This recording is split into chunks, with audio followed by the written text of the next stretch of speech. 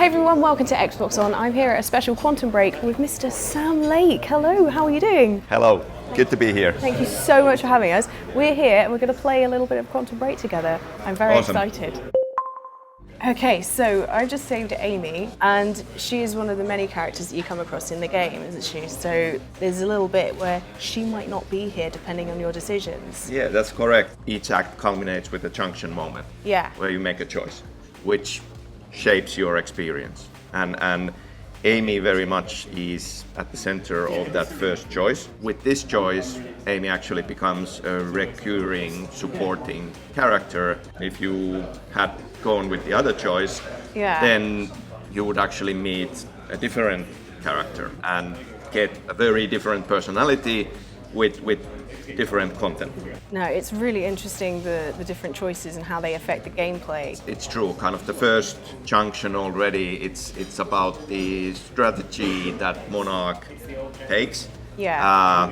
Whether they are very kind of gun-ho, hardline, no questions asked, or more PR friendly, and that reflects how the population of Riverport sees Jack in this experience. Now here we've got a little bit of a puzzle. As the game progresses, Jack's superpowers grow. This is a cinematic action game, so first and foremost the powers are about action gameplay. But we do have simple puzzle mechanics in there that require the use of time powers. Yeah, so I think I have to stop this gate from going by using time stop. Yeah, there we go. That's one way. Or then you can use your time dodge. And get through. Dash forward. I noticed like a little bit earlier on in the level, you come across a bit of graffiti that echoes something that you actually see in the game. Now, are there any other like kind of hidden messages amongst the graffiti? Yeah, I mean the thing that you mentioned, kind of not really calling that much attention to it, but yeah, you start seeing these kind of stencil art pieces, Banksy-like art pieces there that seem to be,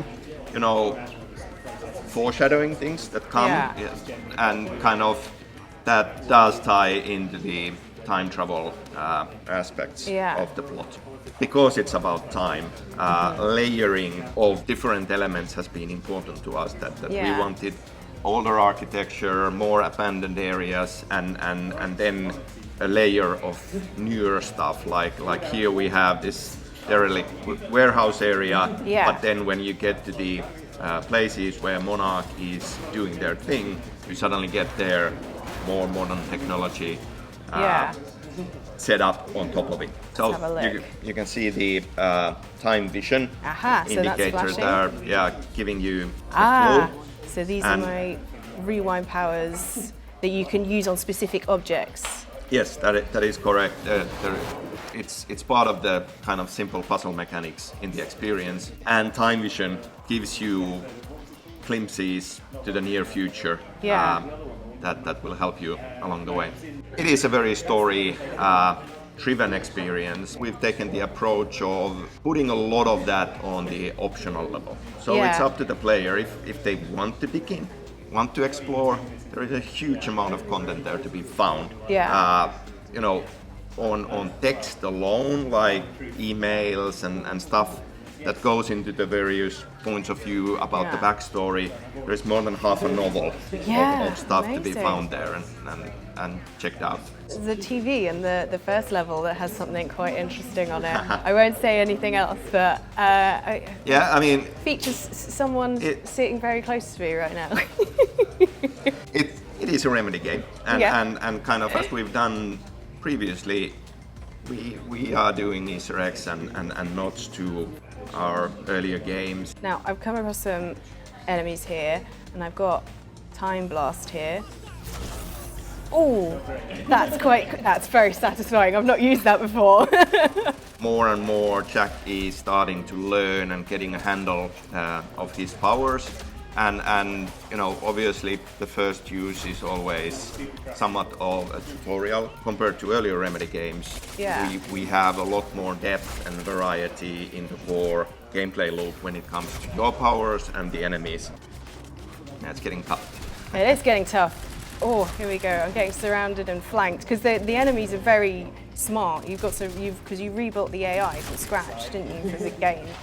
Yeah, and the nice thing with this is that it's also very much built around the use of time power. So when you use your time dodge or time stop on the enemies, then from the enemy perspective, you just basically disappear. Yeah. And then they are confused for a moment and start looking for you again if you are in cover hiding.